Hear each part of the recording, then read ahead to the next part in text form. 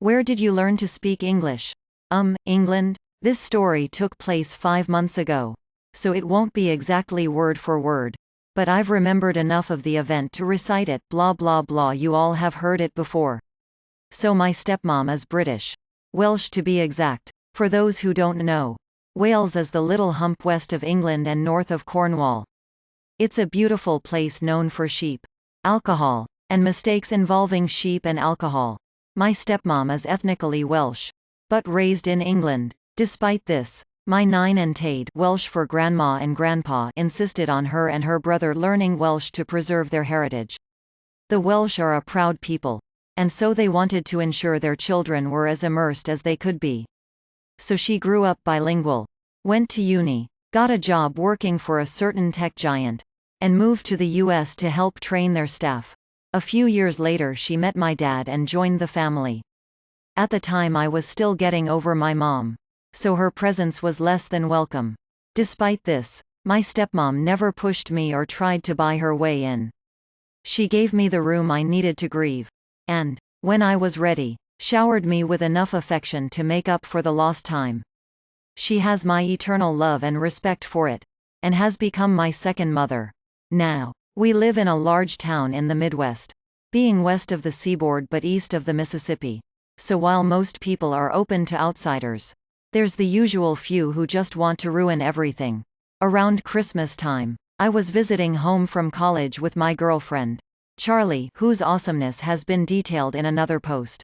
Enjoying some quality girls' time with my stepmom. We were in the mall, searching for some place that sold plastic modeling glue for my dad. He's really into Warhammer. During this, my stepmom is on the phone with her brother, who still lives in the UK, catching up and sharing some laughs. They were speaking Welsh to each other, which happened to offend a woman who has since earned the title of Karen. We were standing in front of the mall map, trying to find the hobby store when I heard a loud scoff from behind us. I turned to see a woman dressed in a rather nice-looking business suit corralling her kids away like they'd just encountered a streaker. Now I was ready to let it go, but Charlie can get very defensive of people she likes, so she ended up calling her out.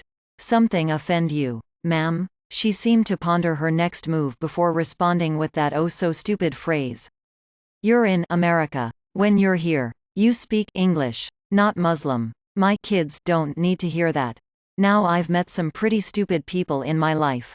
Even dated one. But never, ever have I heard of someone confusing Welsh for Arabic, which is what I assumed she meant. They're two very different languages from two very different cultures. The only similarities between them is how little I understand them. However, for someone to be so offended by someone speaking another language, they probably also didn't immerse themselves too much in other cultures. To her, the world probably began in New York and ended in Los Angeles. It was at this point that my stepmom hung up. "Now I know that Americans get a bad rap and all," she said in an obvious British accent. "But it doesn't help when you actively conform to the stereotype." "Oh my God," Karen said with righteous indignation. "Your accent is awful. Where did you even learn to speak English?" My stepmom held the most deadpan expression she could. "England." I swear I could smell the smoke coming from the flaming mess inside Karen's skull. She looked at Charlie and I, a pair of shockingly Caucasian college brats, and then my stepmom, our even paler chaperone. Took a moment to process what she was doing, and then walked away, dragging a group of embarrassed-looking tweens with her. I have to give her credit. At least she knew when to quit. My stepmom chuckled, muttered an offensive-sounding Welsh phrase, and then helped us scan the map for the hobby shop.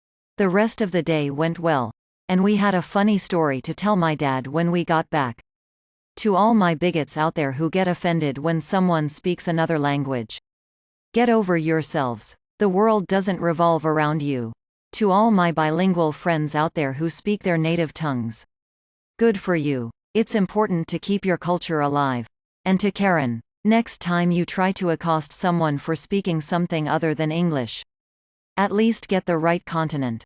Much love. Future Butterscotch 9. Like and subscribe for more.